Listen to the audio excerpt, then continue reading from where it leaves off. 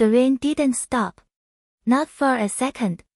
I stood at the grave with water dripping off the brim of my cover and I kept thinking about the last time I saw Craig alive. 3 weeks ago. He showed up at my door at 2 in the morning.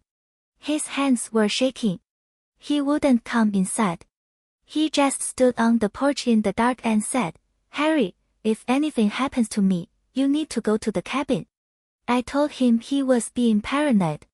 I told him the VA had counselors for that kind of thing. I told him to go home and get some sleep. He looked at me like I just slapped him. Then he turned and walked away. I watched him get into his truck and drive off into the fog. That was the last time I saw my best friend alive. Now I'm standing in the rain watching them lower his casket into the ground and I can't breathe. My chest is tight. My fists are clenched so hard my knuckles are white. I want to scream. I want to dig him up and shake him and ask him what the hell he got himself into, but I don't. I just stand there like every other stiff in dress blues and I take it. The chaplain finishes his prayer. The honor guard fires their rifles. The song cracks through the cemetery like a whip and every single one of us flinches. You never get used to that song. Not after 2 tours. Not after hearing it for real in a dusty village where the air smells like cordet and blood. The ceremony ends. People start to drift away. Claire, Craig's wife, is holding their daughter's hand. The girl is 12.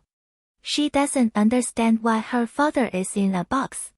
She keeps looking up at her mother with these big confused eyes and Claire just keeps staring straight ahead like she's already left her body behind.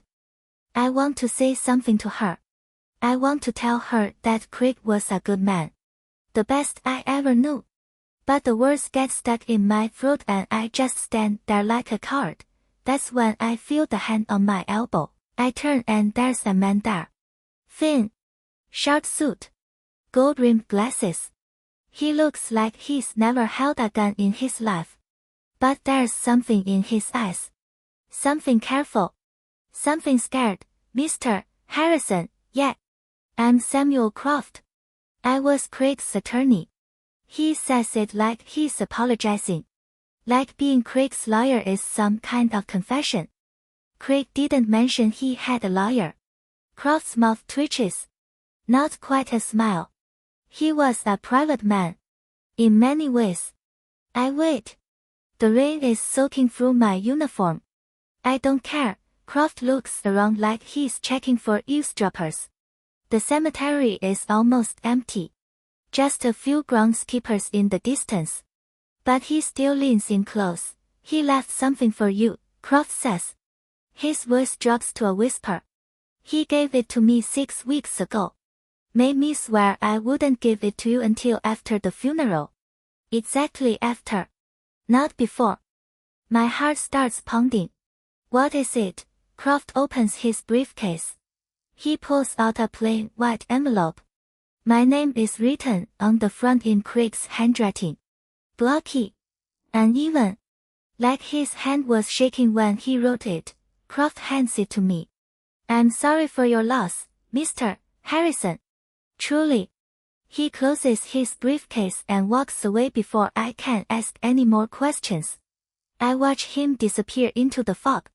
His black car pulls away and the tires hiss on the wet pavement. I look down at the envelope in my hands. The paper is thick. There's something inside. Something that clicks against the edge. I tear it open, a handwritten note. Yellow legal paper. Craig's blocky scrawl. Harry, if you're reading this I'm already gone. I know you're standing at my grave right now. I know you're angry. I know you're confused. I'm sorry, I should have told you the truth years ago. About the village. About what we saw. About what we buried. I was too scared. I was too ashamed. I thought if we just forgot about it, it would go away. It didn't go away, they found out. They've been watching me for months. The general we served under. The one who ordered the massacre and made us bury the bodies. He's running for vice president now. He's going to win unless someone stops him. You're the only one I trust. Go to Iron Creek. Dig under the old stove. Bring what you find to the media. Please, forgive me, Craig. Under his signature is a set of coordinates. I recognize them. Iron Creek, West Virginia. A piece of land we bought together after we got out. It's nothing but an old hunting shack and a lot of trees. We spent maybe 4 weekends there total. We talked about fixing it up but we never did. Now I know why. He was hiding something there.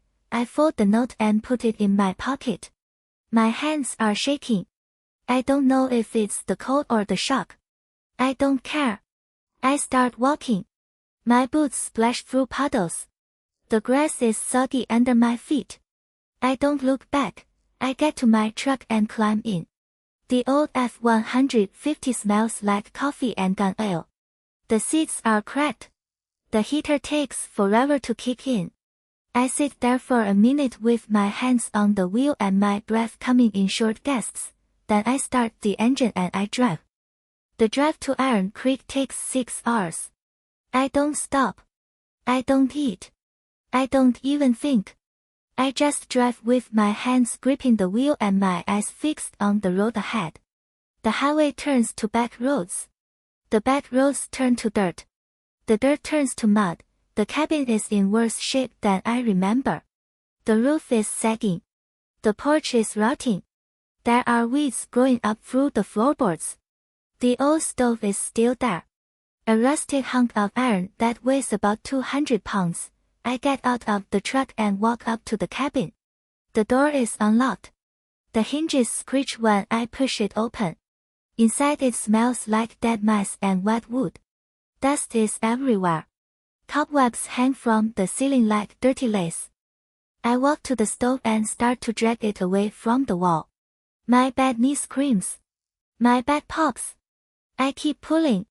The stove scrapes across the floor leaving deep gouges in the wood. Underneath the stove the floorboards are loose. I pry them up with my pocket knife.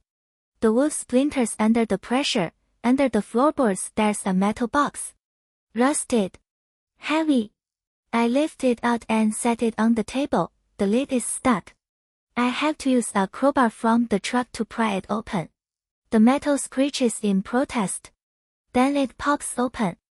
Inside there's a leather journal. Old. The cover is cracked and stained. There are papers bound with rubber bands. And there's a cassette tape. An audio cassette. The kind nobody uses anymore. I grab the journal first. The pages are yellowed. The handwriting is Craig's. I start reading by the dim light coming through the dirty window. The first entry is dated 10 years ago. A month after we came home from Afghanistan. 幸好 I can't sleep. Every time I close my eyes I see the village. The women. The children. They were unarmed. They were hiding. They were nothing to do with the Taliban. But he ordered them shot. And we didn't stop him. 幸好.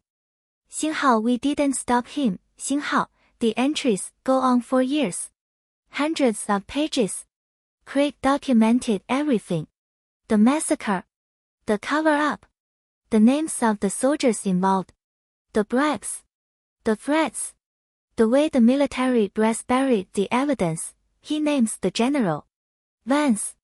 He gives dates. Times. Locations. He even includes a list of the victims. 7 civilians. 4 women. 3 children. The youngest was 2 years old. My stomach turns. I put the journal down. My hands are shaking too hard to hold it. I pick up the cassette tape. There's a label on it. Same handwriting. 幸好 the village raw audio. 幸好. I have a cassette player at home. In the garage. An old Pioneer deck from the 90s. I can use it to listen. But I don't want to. I already know what I'll hear. I was there. I put everything back in the box. I carry it out to the truck. I'm about to climb in when I hear it. Tires on gravel. A car is coming up the dirt road. I freeze. My breath catches in my throat. There's no reason for anyone to be out here. This road dead ends a mile from anywhere. Nobody comes here. I watch the car approach.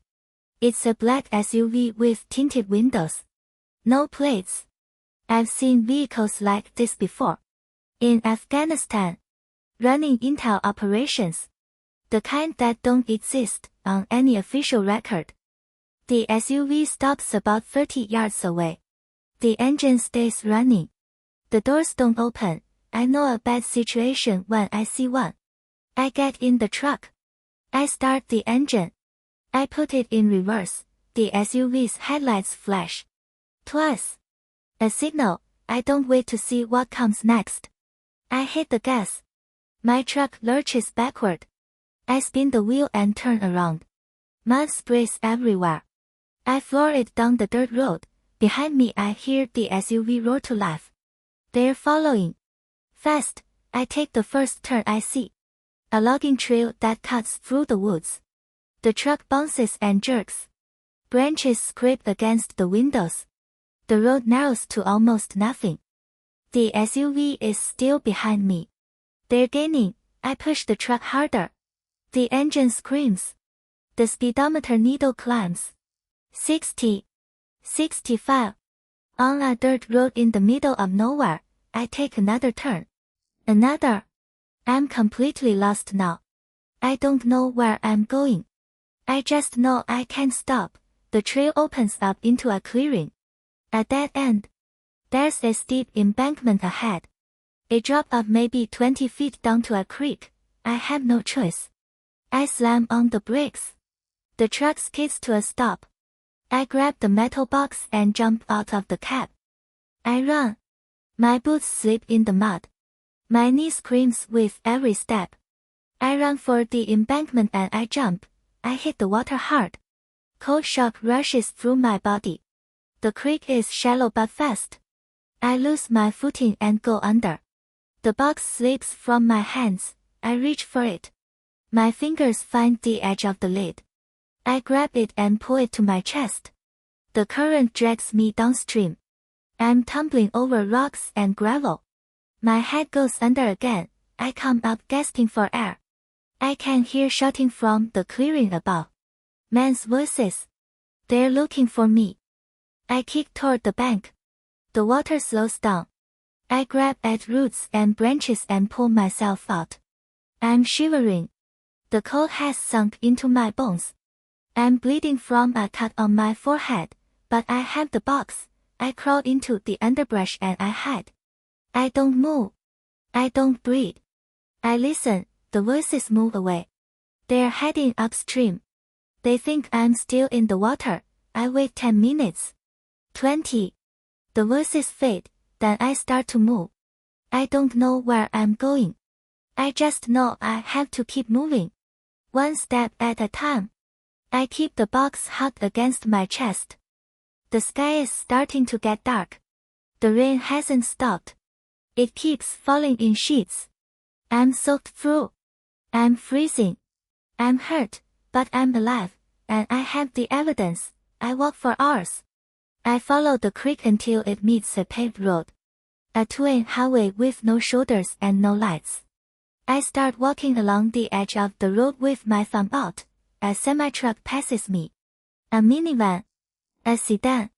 Nobody stops. Finally a pickup truck pulls over. An older man in a flannel shirt looks at me through the window. You look like hell, son. Where are you headed? I can barely speak. My teeth are chattering. Washington, I manage. The man looks at the sky. That's a long walk. I know. He opens the door. Get in. I climb into the cab. It's warm. There's a coffee cup in the cup holder and an old dog sleeping on the passenger seat. I push the dog aside gently and sit down. The man looks at the metal box in my lap. That important? Yeah, I say. More than anything. He nods. He doesn't ask any more questions. He just puts the truck in gear and starts driving. I close my eyes. Just for a minute. Just to rest. I dream about the village. The dust. The heat. The smell. The bodies lined up against the wall. I see Vance's face. Smiling, I wake up screaming. The truck driver slams on the brakes. Easy, son. You're okay. You're okay. I'm gasping for air. My shirt is soaked with sweat. The box is still in my lap. We're on the outskirts of Washington now. The buildings are getting taller. The sky is gray. The driver pulls over at a gas station. This is as far as I go. I got to pick up a load in Baltimore. I thank him. I get out of the truck. I stand in the rain with the box in my arms and I watch him drive away. I need to get to the Washington Post. I need to find Emily Park. She's the only reporter I know who's ever taken on the military N1. I walk to the nearest metro station. I buy a ticket. I get on the train. The train is packed. Commuters. Students. People going about their day like nothing is wrong. They don't know about the village. They don't know about Vance. They don't know about the massacre. But they're about to. I get off at the station closest to the newspaper. I walk up the steps. I push through the revolving doors. The lobby is shiny and modern. A security guard looks up at me. I must be a sight. Muddy. Bloodied. Soaked to the bone. Can I help you? The guard asks. I need to see Emily Park. I say. It's urgent. It's about a military cover-up. The guard eyes me warily. He picks up the phone. He makes a call. He mutters something into the receiver. A few minutes later a woman comes down from the elevator. She's in her 40s. Short suit. Dark hair. She looks at me with professional curiosity. I'm Emily Park, she says. What do you have for me? The rain started coming down harder as I stood in the post lobby. Emily led me up to the third floor. Her office was small. Stacks of papers on the desk. An old laptop that looked like it had seen better days. A coffee mug with lipstick stains on the rim. She closed the door behind us and pointed to a chair. Sit. Talk. I set the box on the desk. I opened it. I pulled out the journal first. Then the audio tape. What's that? Emily asked. Proof, I said. 10 years of proof. A massacre in Afghanistan. Women and children. Ordered by a lieutenant colonel who's now running for vice president. She went still. Her face changed. Something clicked in her eyes. She picked up the journal and started flipping through the pages. Her expression shifted. Shock. Disgust. Recognition. I've seen this name before, she said. Vance. He's been on my radar for months. I've been trying to find a thread. Something concrete. I handed her the audio tape. This is the thread. Raw audio. He was recorded giving the orders. She looked at the tape. This could be the story that breaks everything. I know. She leaned forward. Harry, I need to ask you something. Are you sure you want to do this? Because once I run this story, your life will never be the same. Every powerful person in this country is going to be after you. I looked at the journal. At the names of the victims. At the list of soldiers who'd been silenced over the years. I thought about Craig. I thought about the fear in his eyes when he showed up at my door. I don't have a choice, I said. Craig didn't have a choice. Those women and children didn't have a choice. I'm the only one left who can make this right. I took a long breath, the air stale with old paper and that worn-out office smell. Run the story, I said. Burn it all down. 星号星号 Act 3, The Hunt 星号星号, Emily moved fast. She had a team of fact-checkers on the tape within hours. She had legal review. She had a source verification chain that would hold up in court. She was a pro. I stayed in her office all day. I didn't eat. I barely slept. I just watched her work. She played the audio tape on an old machine she found in the archive room. The song was rough. Distorted. But Vance's voice was unmistakable. The orders. The dismissal of civilian lives. The coldness in his tone. Get this digitized, Emily ordered. High quality. We need to be able to verify every word. The tech team took the tape. I sat in Emily's office and I waited. At 6 in the evening, Emily came back. Her face was pale. We've got a problem. What? She sat down across from me. Someone's been monitoring my calls. I just got a tip from a source inside the Pentagon. There's a story circulating that you're a fugitive. That you're wanted in connection with Craig Maloney's death. That's a lie. I know. But it's about to become a problem. They're going to frame you for his murder. They're going to turn you into a suspect. And when that happens, your credibility goes out the window. I felt the floor drop out from under me. What do I do? We publish tonight, Emily said. We don't give them time to build a case against you. We put the story out. Now. She picked up her phone. She made a call. Then another. The building hummed with activity. I could hear people shouting in the next room. At 10 o'clock, Emily called me over to her desk. The story is live. Online. It's not going anywhere. She turned her monitor toward me. I saw the headline, 星号星号 exclusive, Vice Presidential Candidate Accused of Ordering Massacre in Afghanistan. Audio evidence confirms, 星号星号. I read the article. It was thorough. Unflinching. Emily had laid out every detail. The village. The victims. The orders. The cover-up. The years of silence. There's more, Emily said. We've got a response from Vance's campaign. I read the statement. It was boilerplate denial. Fake outrage. They called the accusations unsubstantiated. They called me a disgruntled veteran with a history of mental instability. They're trying to discredit me, I said. They'll try harder, Emily said. They're going to come after you. Hard. You need to lie low for a while. I don't have anywhere to go. She reached into her desk and pulled out a set of keys. Take my car. It's parked in the garage downstairs. Go to this address. She scribbled an address on a sticky note. It's a safe house. A journalist friend of mine uses it when things get hot. I took the keys. Thank you. She grabbed my wrist. Harry. Be careful. Vance's people are ruthless. They will stop at nothing.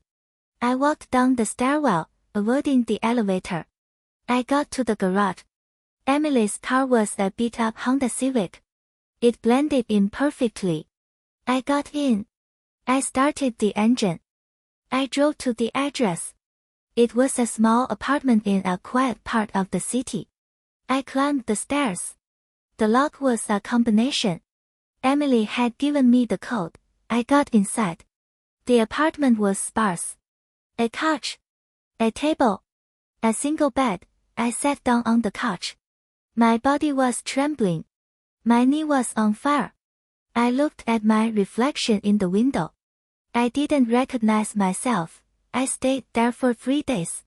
Emily kept me updated through a burner phone. The story was exploding. Vance's campaign was in freefall. But he wasn't finished. He was fighting back. Accusing the media of a witch hunt. On the third night, Emily called me. Harry, there's something you need to know, she said. Her voice was tight. Vance is scheduled to testify before the Senate Armed Services Committee tomorrow. They're going to ask him about the massacre. He's going to deny everything. Can't you use the tape to prove he's lying? I've only got one copy. And I haven't been able to authenticate it fully for a committee hearing. They need a chain of custody that's indisputable. The original has to be presented in person. I felt my heart sink. So what do I do? She was quiet for a moment. You need to be there. Harry. If you're there with the original journal and the original tape, And you testify on the record it might be enough to break the whole thing wide open. But you have to get yourself to the hearing in person. You have to show up. I looked down at my hands. They were shaking again. If they see me there, I said, Vance's people will kill me. Probably, she said. But if you don't show, he wins. And Craig's death means nothing. That night I barely slept. At 5 in the morning I got up. I put on clean clothes, leftovers from a donation box the landlord kept in the hall. I put the journal and the audio tape in a small canvas bag. I walked out the door. The air was cold. I took the bus, then the subway. I kept my head down. My cap pulled low. I made it to the Hart Senate office building. The security line was long. I waited. My hands were sweating. I could feel my heart pounding in my chest. I was about to walk past a metal detector. I was about to step into the place where Vance and his people would feel safe and comfortable. I looked down at my bag. The journal and the tape were right there. If I got caught, if anyone recognized me before I got through security, it would be game over. I stepped forward. I passed through the line. The security officer waved me through. I didn't look up.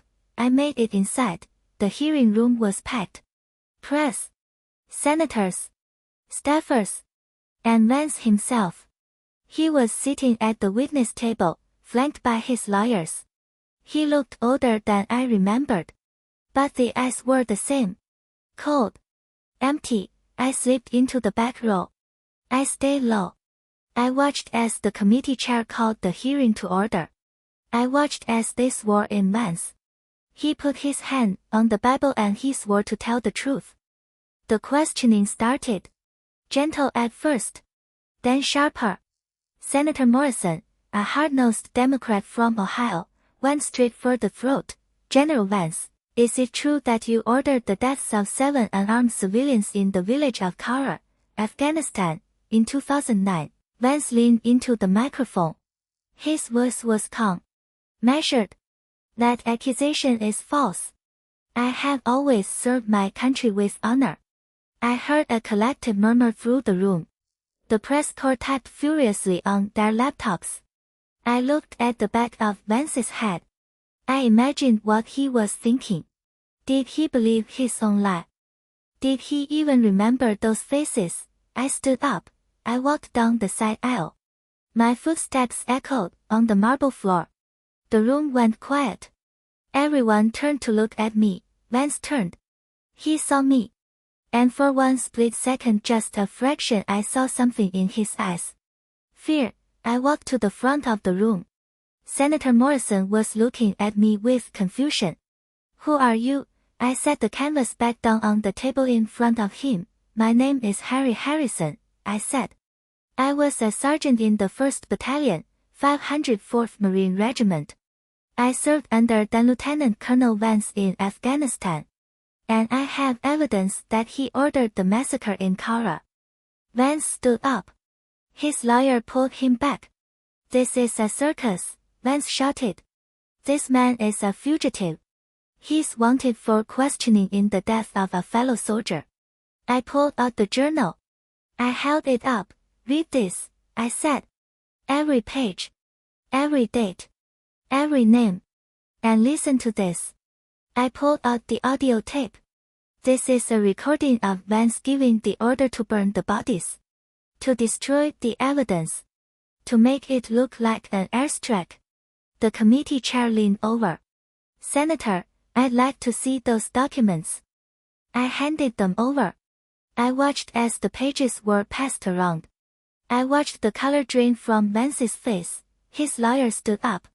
I need a recess. I need to confer with my client. The committee chair slammed his gavel. Denied.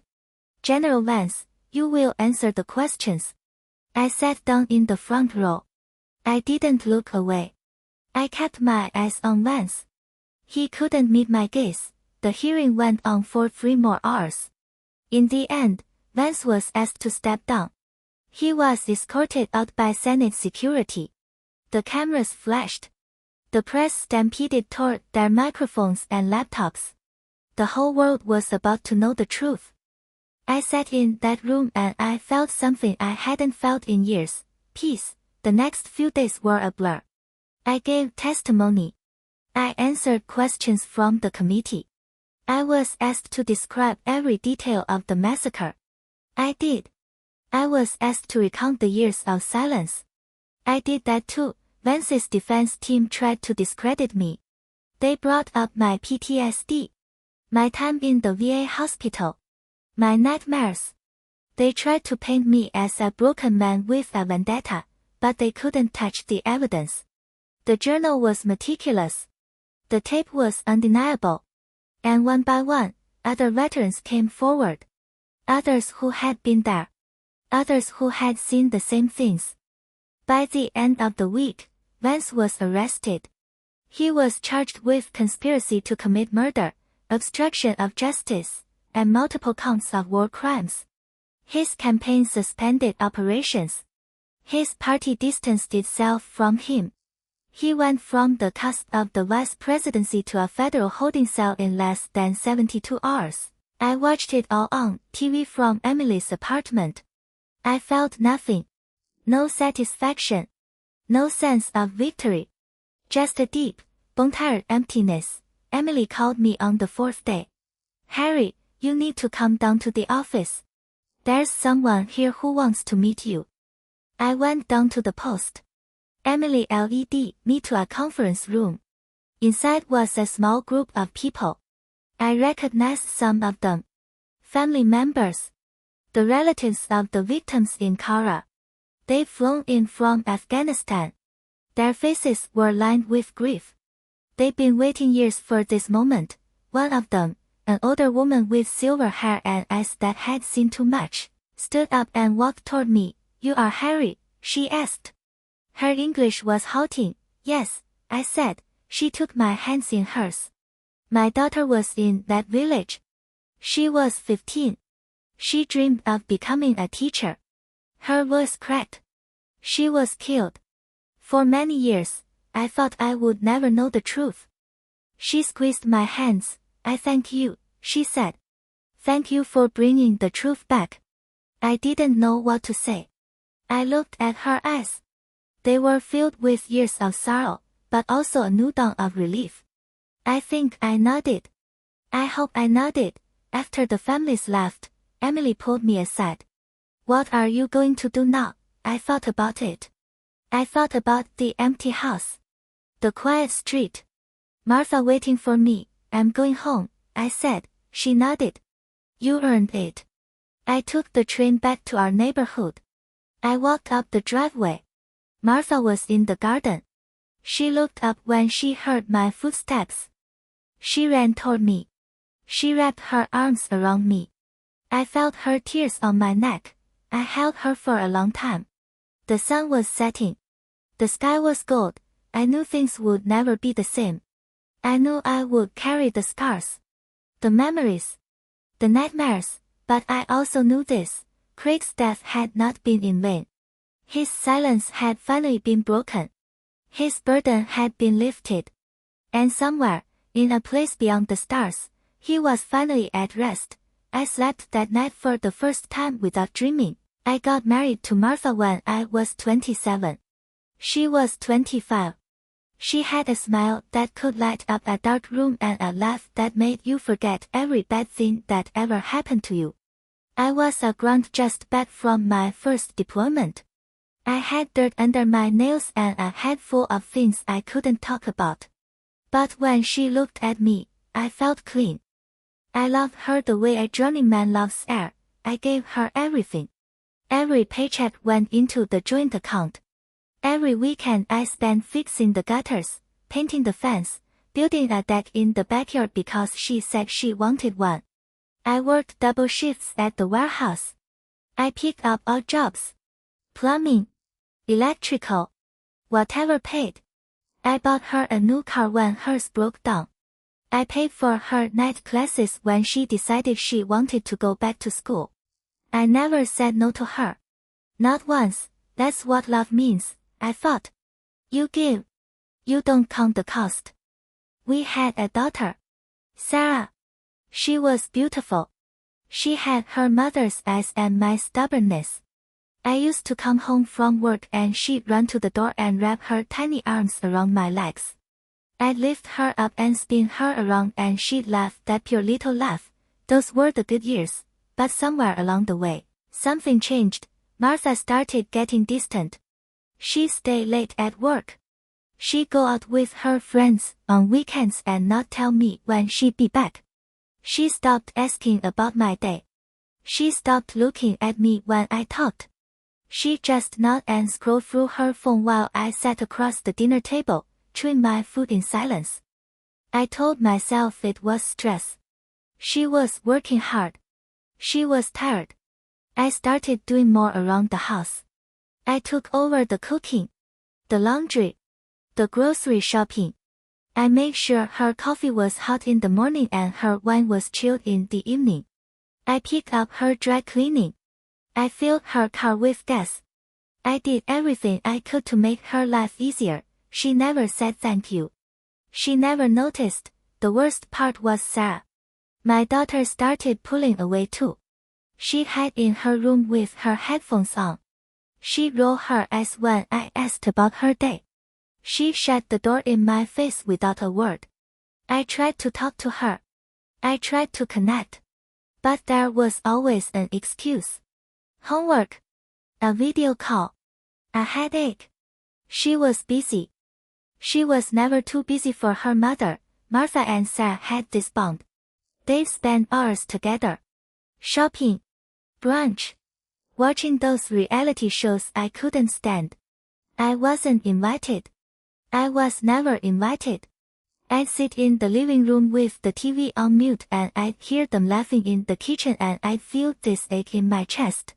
Like I was outside looking in. Through a window. In the cold. I remember one Thanksgiving. I spent 3 days preparing. I bought a turkey. I brined it. I made stuffing from scratch. I peeled potatoes and boiled them and mashed them until they were perfect. I made green bean casserole. I made pumpkin pie from a recipe my grandmother used. Martha and Sarah walked in at 5 in the evening. Sarah was glued to her phone. Martha was on a work call. They sat down at the table and ate without looking at me. Good, I asked. Fine, Martha said. It's okay, Sarah said. Fine. Okay. That was it. I put days into that meal. I was up at 5 that morning. I cleaned the house. I polished the silver. I set the table with the good china we only used twice a year. They finished in 20 minutes. Sarah went back to her room. Martha went to the office to catch up on emails. I sat at the table alone. I ate the rest of the turkey by myself over the course of 3 days. I wrapped it up. I saved it. Because I couldn't stand to see it wasted. I ate cold turkey sandwiches for a week. I didn't complain. I never complained. That was the pattern. I gave and I gave and I gave. They took and they took and they took. And at no point did anyone ask what I needed. At no point did anyone ask how I was feeling. I was the provider. The fixer. The silent engine that kept the house running. I was wallpaper. I was furniture. I remember Christmas the year before Craig died. I bought Martha a bracelet she'd been eyeing for months. Gold. Real gold. I couldn't afford it. But I saved. I sold my old fishing gear. I picked up extra shifts. I wrapped it in a velvet box and put it under the tree. She opened it. She said, "Oh." She didn't smile. She put it on her wrist and then she walked into the kitchen to check on the ham. Sarah got a laptop. Brand new. The latest model. I'd been saving for it all year. She opened it and said, "Cool." Then she went to her room to set it up. I got a tie. Blue. From a discount store. The price tag was still on it. They'd forgotten to take it off. I wore that tie to the funeral. It was the only one I had. You'd think after 30 years of marriage, I had learned. You'd think I'd have stopped trying. But that's not how love works. Real love doesn't keep score. It doesn't wait for applause. It gives even when it hurts. It gives even when there's nothing left. That's what I believed, but I was wrong, because the truth is, love isn't supposed to be a one-way street. It's not supposed to be a river that runs dry while everyone else drinks from it. It's supposed to flow both ways. It's supposed to feed you too. I didn't realize that until Craig died. Craig was the only one who ever listened. When I talked, he heard me. When I was struggling, he showed up. He showed up at my door with a six-pack and sit in my garage and just talk. About old times. About nothing. About everything. He never judged me. He never dismissed me. Martha didn't like Craig. She said he was a bad influence. Said he kept me stuck in the past. She didn't understand that Craig was the only anchor I had. The night before Craig died, he called me. I was in the living room. Martha was in the kitchen. Sarah was in her room. "Harry," he said. His voice was shaky. "I need to see you." "Come over," I said. "I'll open a beer." "It can't wait," he said. "I need to tell you something. In person. Tonight." I looked at the clock. It was after 11. Martha had already gone to bed. Sarah was asleep. Or pretending to be. "Can it wait till morning?" I asked. I heard him breathe. A long, ragged breath. "Sure, Harry. Morning's fine." I hung up. I went to bed. I slept. The next morning, he was dead. I didn't even get to say goodbye. I didn't even get to hear what he needed to tell me. I failed him. I failed my best friend because I was too tired, too distracted, too busy holding the pieces of my broken family together. And for what? For a wife who barely saw me, for a daughter who couldn't be bothered. Standing at Craig's grave, I looked over at Martha. She was standing apart from me. 10 feet away. Her arms were folded. Her face was blank. She looked like she was waiting for the whole thing to be over. Like it was an inconvenience. Sarah wasn't even there. She said she had a study group. That's when I realized. I had been invisible in my own life. I had been a ghost in my own home. I had poured every ounce of myself into people who never looked back at me. Craig was the one who saw me, and now he was gone. That note in my pocket. It wasn't just a confession. It was a lifeline. It was Craig's last attempt to pull me out of the fog I'd been living in. He was giving me a purpose. Something to fight for. Something that mattered. I looked down at the yellow paper in my hands. His handwriting. His words. He trusted me. Even after everything. Even after I let him down. Even after I hung up the phone and went to sleep like nothing was wrong, he still believed in me. I thought about the village. I thought about the bodies lined up against the wall. I thought about the silence we both carried for years. Craig carried it until it crushed him. I wasn't going to let that happen to me. I got in my truck and I drove. I didn't look back at Martha. I didn't look back at the grave. I just drove. And in my rearview mirror, I saw everything I was leaving behind. The house where I was a stranger, the marriage where I was a servant, the daughter who never knew me, and I didn't feel sad. I didn't feel angry. I felt free. I felt like I was finally waking up. After the hearing, after the cameras went dark and the reporters cleared out, I walked out of the Hart building and into the cold morning air. I stood on the steps and watched the city wake up. I had no plan. No destination. I just stood there, then I felt a hand on my shoulder. I turned. Martha was standing behind me. Her face was pale. She had dark circles under her eyes. She looked like she hadn't slept in days. She was still wearing the coat she'd worn to the funeral. "Harry," she said. I didn't speak. I just looked at her. "I saw you on TV," she said. I didn't know. I never understood what you were carrying. Why you were so distant. Why you had those nightmares. I didn't know. I let the silence sit between us. You never asked, I said. She flinched like I'd hit her. I'm sorry. I know that's not enough. I know it's too late. But I'm sorry. I looked past her. Down the street. A man was walking his dog. A kid was riding a bike. Life was moving on like nothing had happened. Like the world hadn't just been turned upside down. I loved you, I said. I gave you everything. I gave you 30 years of everything. And I don't think you ever saw me. Not once. Not really. She opened her mouth. Closed it. Her eyes were wet. I didn't know how to see you, she said. I was so wrapped up in my own life, my own problems. I didn't realize I was pushing you away. You didn't push me away, I said. You made me invisible. There's a difference. She wiped her eyes with the back of her hand. Can we try? Can we start over? I thought about it. I thought about all those nights I sat alone in the living room. All those dinners I ate in silence. All those years of pouring into someone who never looked back. I don't know, I said. I don't know if there's anything left to start from. She nodded slowly. She didn't argue. She didn't beg. She just nodded. Like she understood. Like she finally, for the first time, heard me. I'll wait, she said. If you ever want to try. I'll wait. She turned and walked away. I watched her disappear into the crowd.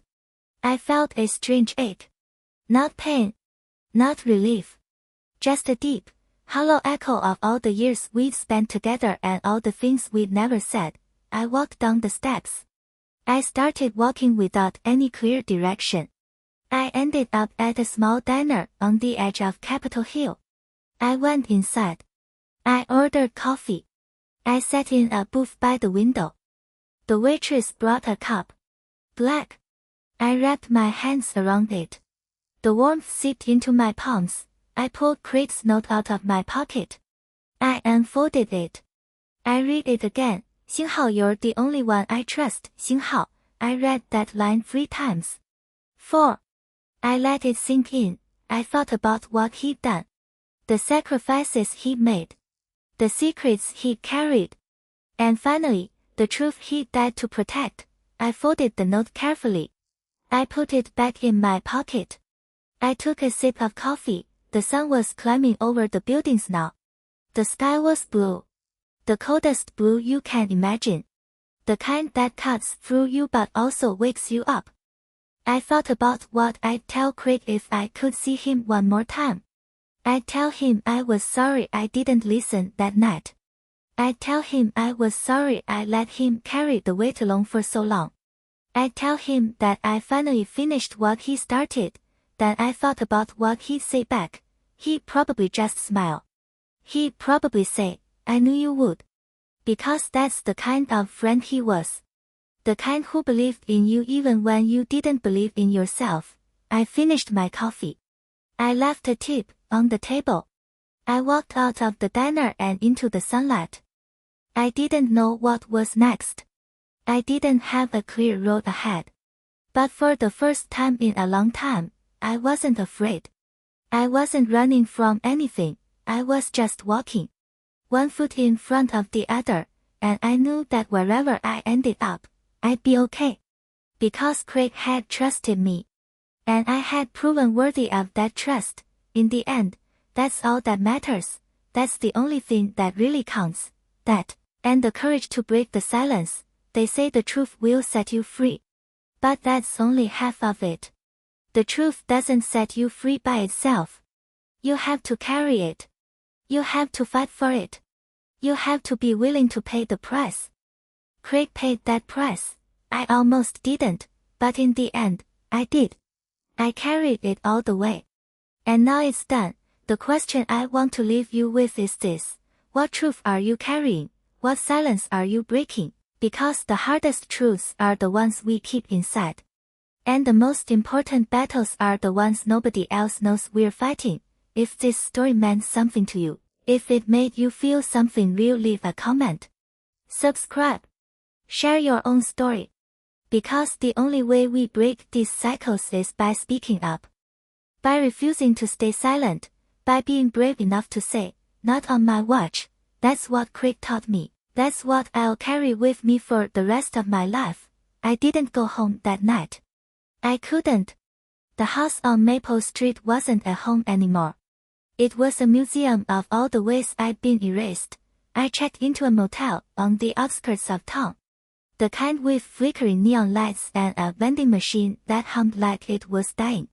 The room smelled like bleach and old cigarettes. I didn't care. I lay on the bed and stared at the ceiling and let the silence wrap around me like a blanket. The phone buzzed. "Martha." I let it go to voicemail. She left a message. Her voice was careful. Measured. Like she was reading from a script.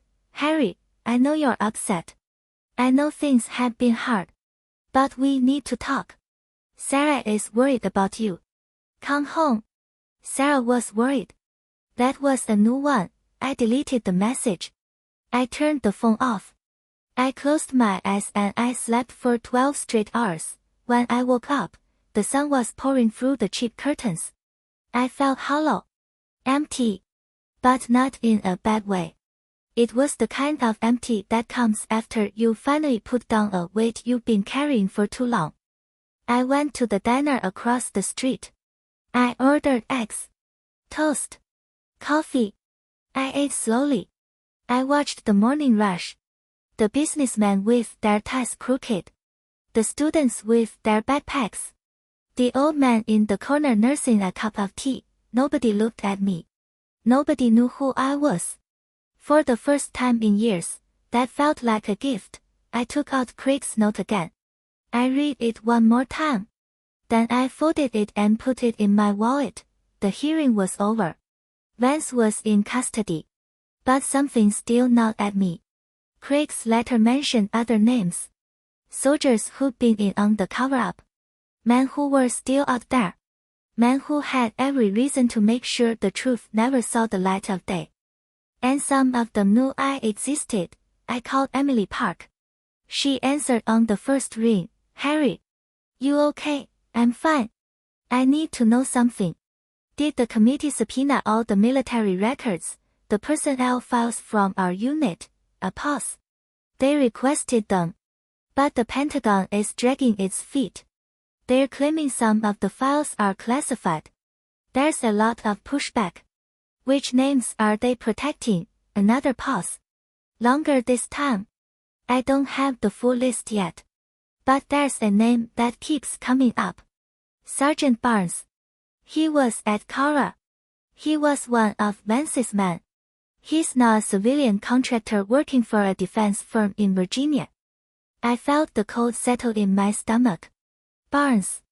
The man I'd watched pour diesel on dead children. The man I'd shared beers with. The man who once told me he couldn't wait to go home and see his kids. He'd been living a normal life this whole time. While I was drowning in nightmares and Craig was rotting in a grave. "Where is he now?" I asked. "Business address is in Reston. But I don't know if he's still there." Word travels fast in those circles. He might have gone to ground. "Send me the address." "Harry, what are you planning?" "I'm not planning anything," I said. "I just want to talk to him." She didn't believe me. I could hear it in her silence. "I'll send it," she said. "But be careful. These people don't just roll over." I hung up. I paid my bill. I walked back to the motel and I sat on the edge of the bed and I stared at the address she'd sent me. Reston, Virginia. 40 minutes away. A nice office park with manicured lawns and glass buildings. I didn't know what I was going to say to him. I didn't know if I was going to say anything at all. I just knew I needed to see him. I needed to look him in the eye and see if there was anything human left in there. I drove. The highway was clear. The sky was gray again. I pulled up to the address. A building with a big blue sign. Defense Dynamics. A company that did government contracts. The kind that hired former military personnel and paid them well to keep their mouths shut. I parked across the street. I sat in my truck and I watched the front door. An hour passed. 2. Then I saw him. Tall. Broad-shouldered. Wearing a suit that looked expensive but didn't fit right. He walked out of the building and got into a black BMW. He pulled out of the lot and headed toward the highway. I followed.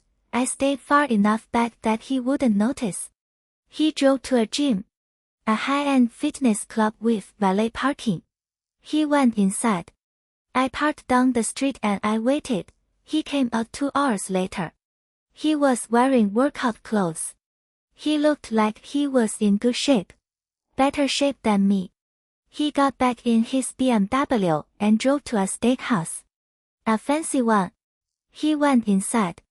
I watched from the parking lot. When he came out, he was with a woman. Young. Blonde. Not his wife. I remembered his wife. A quiet woman with kind eyes who sent care packages to our unit. She baked cookies. She knitted scarves. The woman with him now was half his age. She was laughing at something he said. Touching his arm. He was grinning. I felt the rage building in my chest. Not the hot kind. The cold kind. The kind that freezes your blood and makes everything sharp. I waited until he dropped her off at an apartment. I waited until he drove back toward his house. I followed him to his driveway. I parked behind his BMW. I got out. He was getting out of his car. He turned when he heard my door close. He froze. Harry, he said. Barnes. I was standing about 15 feet away. He was standing by his car door. His keys were in his hand. He looked at me. His face was flushed. He looked older. Softer. Like the years had worn down the edges of the man I used to know. What do you want? He asked. Did you know Craig was dead? He didn't answer. He didn't have to. The look on his face was enough. You knew, I said. You knew they'd come for him. Harry, listen. No. You listen. I stepped forward. You were there. You saw the same thing I saw. You poured diesel on those bodies. You helped burn them. And for 10 years you kept your mouth shut while Vance climbed the ladder. You don't understand, he said. They had family. They had leverage. They said if I talked, they'd go after my wife. My kids. You didn't have anyone to protect back then. I did. You could have come to me. To Craig. We could have done something together. Barnes shook his head. There was nothing we could do. You think I didn't want to. You think I didn't have nightmares. I had to make a choice. Protect my family or tell the truth. I chose my family. And I'd do it again. I looked at him. At the suit. The BMW. The mistress. The comfortable life he built on the backs of dead women and children. You chose yourself, I said. You always did. He took a step toward me. What are you going to do? Kill me? That's not going to bring Craig back. It's not going to fix anything. I know. I stared at him for a long moment. I thought about all the things I wanted to say. All the accusations. All the fury. But I realized there was nothing I could say that would make him feel the weight of what he'd done. He'd already justified it to himself. He'd already made peace with it, so I just stood there. I let the silence do the talking. Then I turned around and walked back to my truck. I felt his eyes on my back the whole time. I got in. I started the engine. I drove away. I didn't look in the rearview mirror. That night I went back to the motel. I took a long shower. I sat on the bed and I thought about Barnes. I thought about the way he looked at me. The fear in his eyes. The guilt he was trying so hard to bury. He was a coward. But he wasn't the worst of them. He was just a pawn. The real monsters were the ones who made the decisions. The ones who ordered the massacre and then spent a decade covering it up.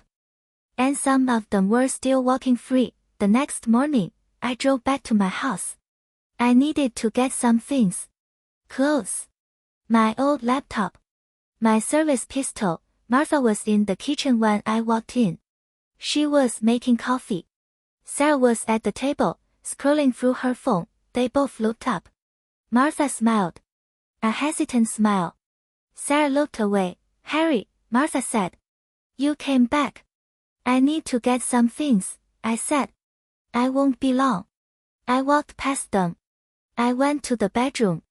I opened the closet. I pulled out a duffel bag. I started packing. Martha came to the doorway. What are you doing? Getting what I need.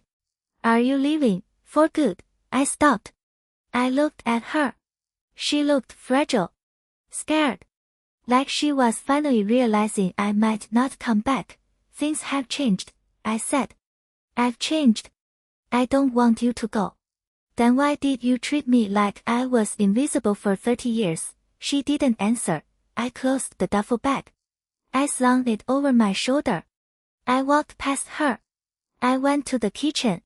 Sarah was still at the table. She had her headphones on. She didn't look up. I stood there for a moment. I wanted to say something. Something that would make her understand. Something that would make her see me, but I realized there was nothing I could say that would undo the years of distance. The years of silence.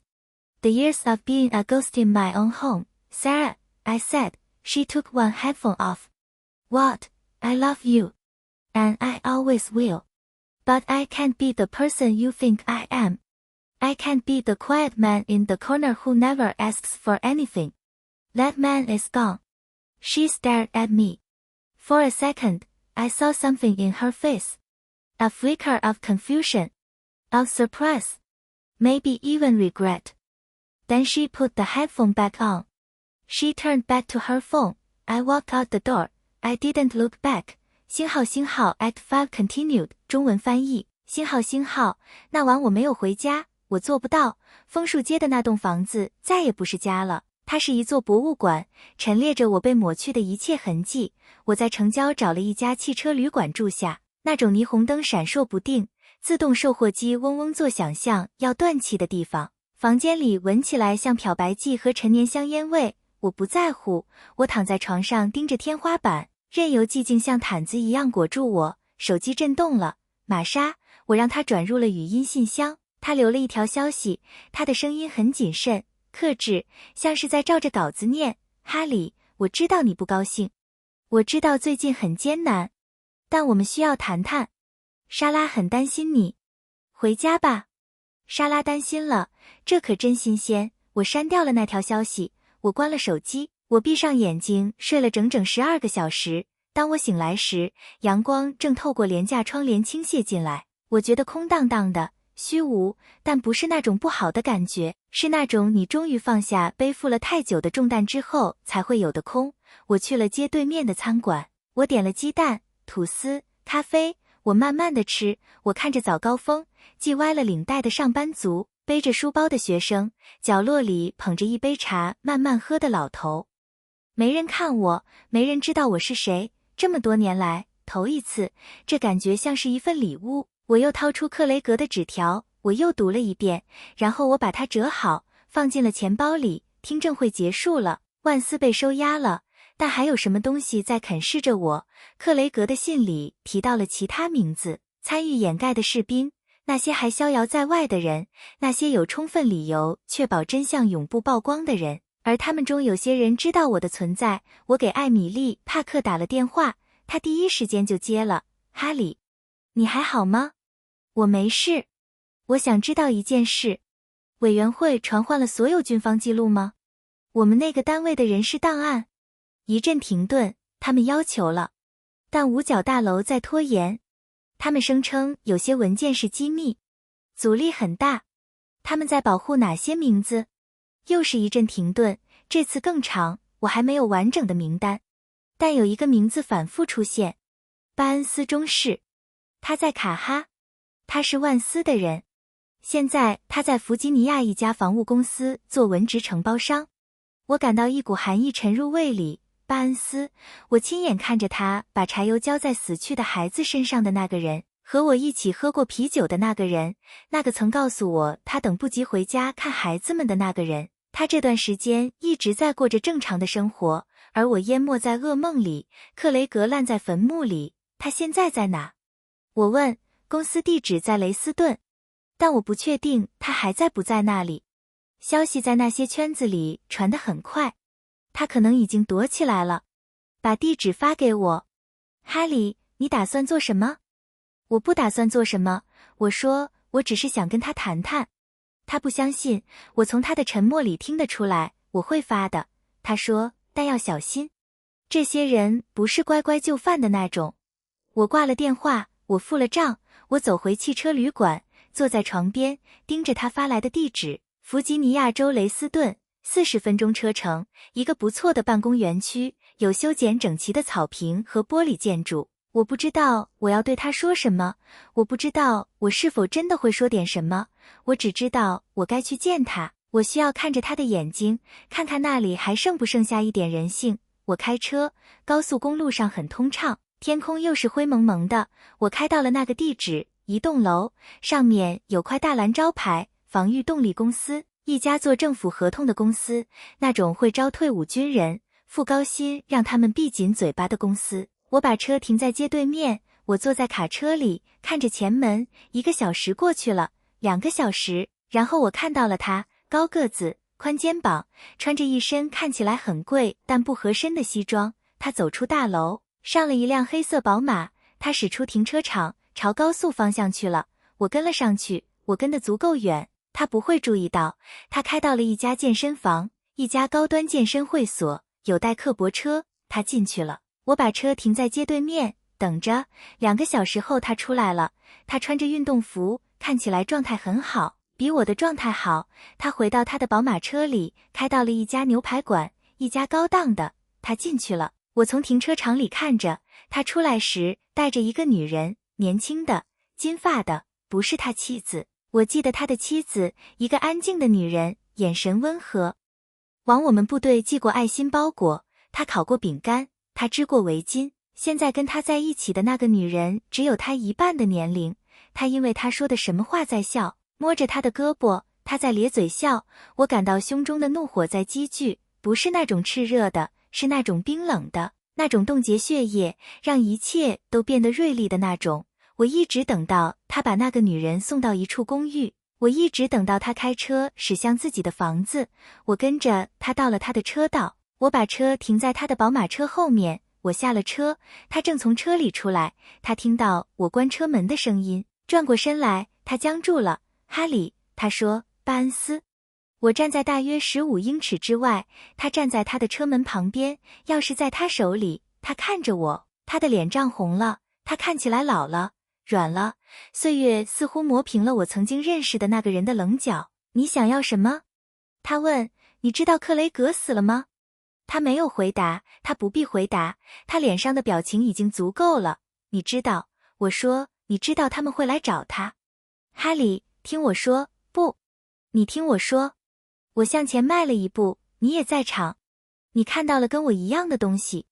你把柴油浇在那些尸体上，你帮忙烧了他们。而10年来你一直闭嘴，看着万斯往上爬。你不明白，他说，他们掌握了我家人的情况。他们有把柄，他们说如果我开口，他们就对我妻子和孩子下手。那时候你没有需要保护的人，我有。你可以来找我，找克雷格。我们可以一起做些什么？巴恩斯摇了摇头，我们什么都做不了。你以为我不想吗？你以为我没有做噩梦吗？我不得不做出选择，保护我的家人，还是说出真相。我选择了我的家人。而且我会再做一次同样的选择。我看着他，看着那套西装，那辆宝马，那个情妇，他在死了的女人和孩子之上建立起来的舒适生活。你选择了你自己，我说，你一直都是这样。他朝我走了一步，你打算干什么？杀了我？那不会让克雷格活过来，那解决不了任何问题。我知道。我盯着他看了许久，我想到了所有我想说的话，所有的指责，所有的愤怒，但我意识到没有什么话能让他感受到他所做之事的重量。他已经说服了自己，他已经与一切和解了，所以我只是站在那里，让沉默来替我说。然后我转过身，走回了我的卡车。我能感觉到他的目光一直定在我背上。我上了车，发动引擎，我开走了。我没有看后视镜。那天晚上，我回到了汽车旅馆。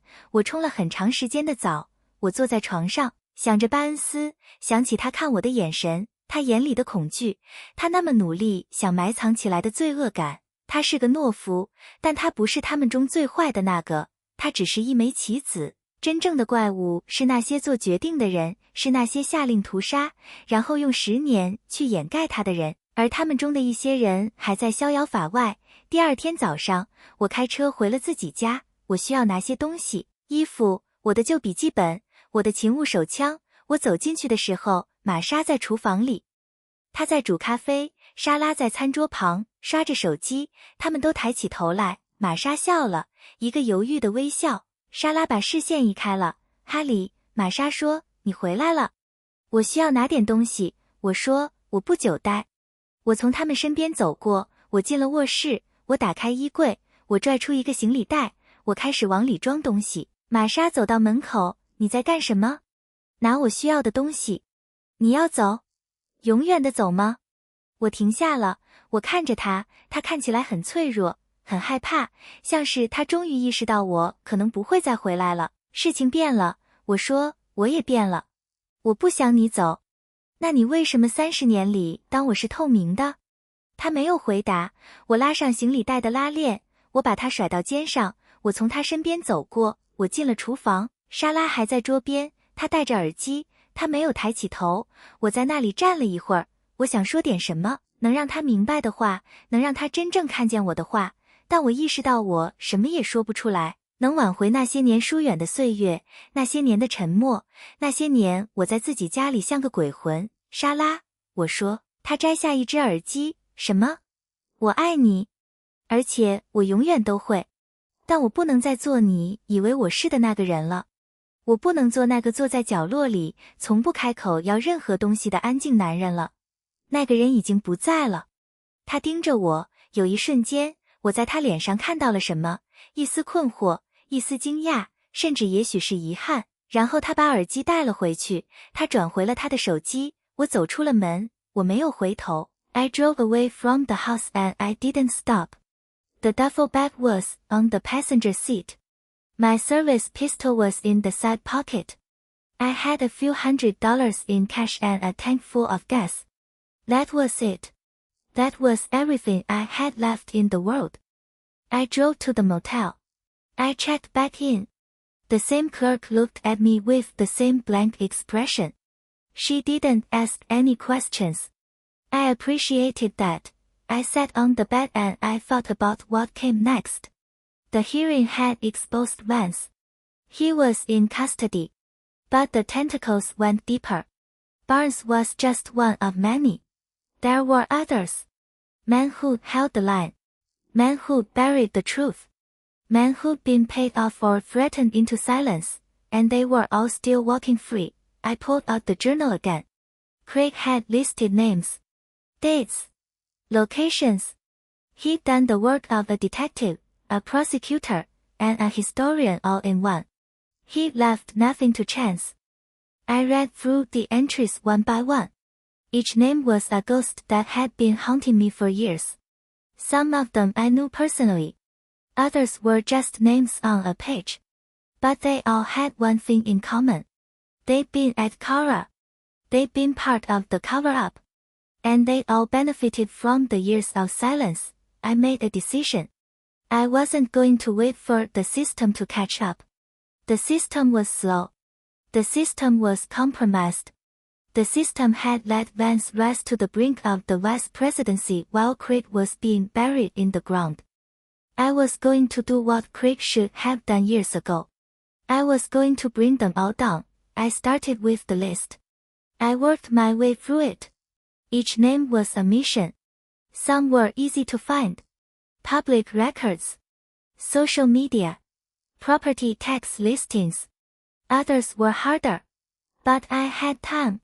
I had nothing but time. I spent the next 3 days on the road. I drove from Virginia to Maryland to Pennsylvania. I knocked on doors. I asked questions. I dug up old records and court documents. I talked to widows and children and former colleagues who'd been left in the dark. I gathered evidence. I made copies. I built a case that would make the Pentagon's lawyers weep. On the 4th day, I got a call from Emily. "Harry, I have news," she said. "Barnes has been arrested. He was picked up this morning. Federal agents. They're charging him with obstruction of justice and conspiracy to commit war crimes." I didn't feel anything. Not relief. Not satisfaction. Just a quiet acknowledgement that the machine was finally starting to move. "There's more," Emily said. "They're going after the others. The names on Craigslist. They're building a case that's going to stretch for years. It's the biggest military corruption investigation since the Vietnam War." "Good," I said. "Where are you?" "I'm on the road," I said. "I have more names to follow." "Harry, you don't have to do this alone. The FBI is involved now. They can take over." "Let them," I said. "But I'm going to finish what I started." She was quiet for a moment. "Be careful," she said. I hung up. I kept driving. The next stop was a house in rural Maryland. A small farmhouse with a white picket fence and a tire swing in the front yard. The man who lived there was a retired lieutenant named Curtis. He'd been a platoon leader under Vance. He'd been there the day of the massacre. He'd seen everything. I walked up to the front door. I knocked. A woman answered. She was in her late 50s. Gray hair. Kind eyes. She looked at me with suspicion. "Can I help you? I'm looking for Lieutenant Curtis. He doesn't go by that anymore." "Who are you?" I told her my name. I told her why I was there. Her face changed. The kindness drained out of her eyes. "Go away," she said. "We don't want any trouble." "I'm not here to cause trouble," I said. "I'm here to give him a chance to tell the truth. The FBI is already investigating. It's only a matter of time before they come knocking." She closed the door. I heard the lock click. I stood there for a long moment. I thought about knocking again. But I knew it wouldn't help. He wasn't going to talk. He'd been silent for so long that the truth had become a foreign language to him. I walked back to my truck. I got in. I sat there with my hands on the wheel. Then I saw something. A curtain twitching in the front window. Someone was watching me. Watching me leave. I didn't look back. I drove away, but I made a call. I called Emily and I gave her the address. I told her to pass it to the FBI. The next day, I saw it on the news. Curtis had been arrested. He was being held without bail. The charges were the same. Obstruction. Conspiracy. War crimes. One by one, they were falling. I kept going. I followed the trail. Every name on Craigslist was like a thread in a web. And I was pulling each one loose. The 5th name was the hardest. A man named Major Reynolds. He'd been Vance's second-in-command. He'd been the one who'd made the call to the Pentagon to cover up the massacre. He'd written the false reports. He'd fabricated the evidence. He'd done all of it with a smile on his face. I found him in a gated community in Northern Virginia. Big house. Big lawn. Big fence. He'd retired early, thanks to a military pension and a generous consulting contract with a defense contractor. I couldn't get past the gate. The guard wouldn't let me in. So I waited. I parked my truck down the road and I waited. He came out at noon. He was driving a black Mercedes. He pulled out of the gate and I followed. He drove to a country club. A golf course. He went inside. I followed him. I found him on the driving range. He was swinging a club. He looked like a man who'd never had a troubled day in his life. He was relaxed, at ease. I walked up to him, Major Reynolds.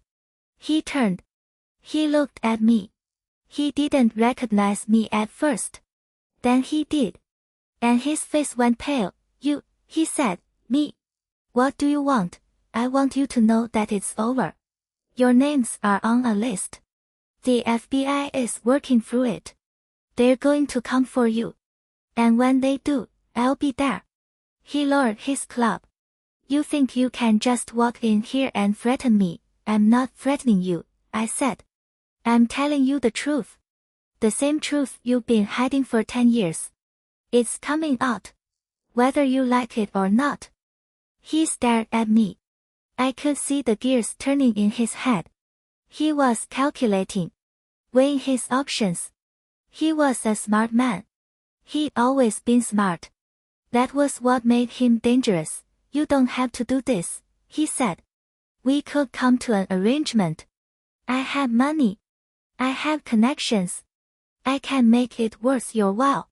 I don't want your money, I said. I don't want your connections. I want justice. And you're going to give it to me. I turned and walked away. I didn't look back. I felt his eyes on me the whole time. He was arrested 3 days later. They found him at his house. He tried to run. They caught him in the backyard. It was all over the news. I watched it from a motel room in Virginia. I had a cup of coffee in my hand. I watched them lead him away in handcuffs. I didn't smile. I didn't celebrate. I just watched. One name left. The last one on the list, General Morrison. Vance's mentor. The man who originally authorized the cover-up. He was retired now, living in Florida in a beachfront condo. He was elderly. In poor health. He spent the last 10 years pretending that none of it had happened. I didn't need to go to Florida. I didn't need to confront him. The FBI was already on it, but I did need to do one more thing. I needed to go back to the cabin. To Iron Creek. To the place where Craig had hidden the evidence. I needed to close the loop. I drove the 6 hours again. The roads were familiar now. The cabin was still there. The stove was still moved. The floorboards were still pulled up. I walked inside. I sat down on the old cot. I looked around at the dust and the cobwebs and the silence. I pulled out Craig's note. The one I'd been carrying in my pocket for weeks. I unfolded it and read it one last time. 星号 forgive me, 星号. I folded it again. I put it back in my pocket. I forgive you, I said out loud. The words hung in the air. They felt true. They felt final. I stayed there for a long time. I sat in the cabin and I watched the sunset through the dirty windows. I thought about Craig. I thought about the years we shared. The battles. The laughter.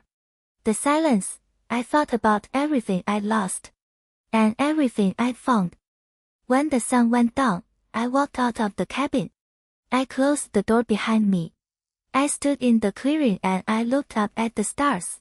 Then I got in my truck and I drove home. Act 5 Final 中文翻译。我开车离开了那栋房子，没有停下来，行李袋放在副驾驶座上，勤务手枪放在侧口袋里，我有几百块现金和一整箱油，就这样，这就是我在这世上剩下的全部了。我开车回了汽车旅馆，我又办了入住，同一个前台用同样空洞的表情看着我，他没有问任何问题，我很感激。我坐在床上，想着接下来该怎么办。听证会曝光了万斯，他在羁押中，但那触手伸得更深。巴恩斯只是众多人中的一个，还有其他人，那些坚守防线的人，那些埋葬真相的人，那些被收买或被威胁而保持沉默的人，而他们全都在逍遥法外。我再次拿出那本日记，克雷格列出了名字、日期、地点。他一个人做了侦探、检察官和史学家的所有工作，他没有留下任何侥幸。我逐条读着那些记录，每一个名字都是一个纠缠了我多年的幽灵，其中一些我认识，其他的只是纸上的名字，但它们都有一个共同点。他们都在卡哈，他们都是掩盖的一部分，他们都从那年的沉默中获益。我做了一个决定，我不会坐等体制来追上，体制太慢了，体制已经被渗透了。体制让万斯爬到了副总统候选人的边缘，而克雷格却被埋进了土里。我要去做克雷格本该多年前做的事，我要把他们全部拉下马。我从名单开始，我一条条地捋过去，每个名字都是一项任务，有些容易找到，公开记录、社交媒体、房产税记录，其他的更难。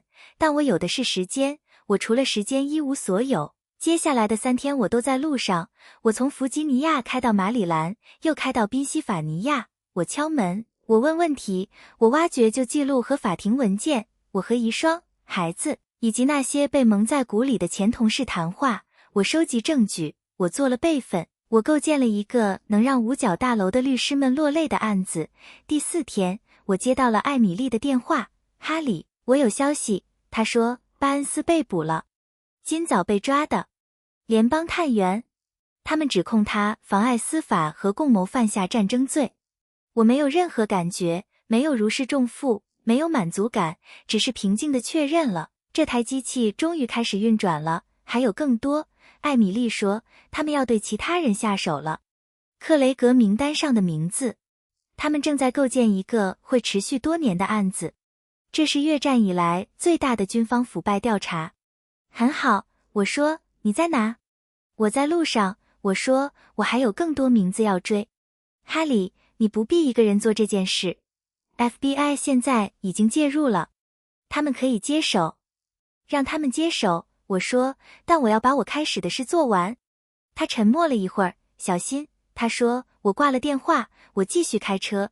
下一站是马里兰州乡村的一栋房子，一座小农舍，有白色尖桩篱笆和前院一个轮胎秋千。住在那里的是一个叫柯蒂斯的退役中尉，他曾在万斯手下担任排长。大屠杀那天他在场，他目睹了一切。我走到前门，我敲了门，一个女人开了门，她50多岁，灰头发，温和的眼睛，她怀疑地看着我，你有什么事？我在找柯蒂斯中尉。他不再用那个称呼了。你是谁？我告诉了他我的名字，我告诉他我来干什么。他的脸色变了，善意从他眼里褪去，走开。他说，我们不想惹麻烦。我不是来惹麻烦的，我说，我是来给他一个说真话的机会的。FBI 已经在调查了，他们找上门来只是时间问题。他关上了门，我听到了锁扣上的声音，我在那里站了很久，我想过再敲一次，但我知道没用，他不会开口的。他沉默了太久，真相对他来说已经成了一门外语。我走回我的卡车，我上了车，我坐在那里，双手放在方向盘上，然后我看到了什么？前窗的窗帘动了一下，有人在看我，看着我离开。我没有回头，我开走了，但我打了一个电话，我打给艾米丽，把地址给了她，我让她转给 FBI。第2天，我在新闻上看到了，柯蒂斯被捕了，他被羁押，不得保释，指控是一样的，妨碍司法、共谋、战争罪，一个接一个，他们在倒下，我继续前进。我沿着踪迹往下追，克雷格名单上的每一个名字都像网上的线头，而我在一根一根的抽。第5个名字是最难的，一个叫雷诺兹少校的人，他曾是万斯的副手，是那个打电话给五角大楼掩盖大屠杀的人，他写了虚假报告，他伪造了证据。他做这一切时脸上带着微笑。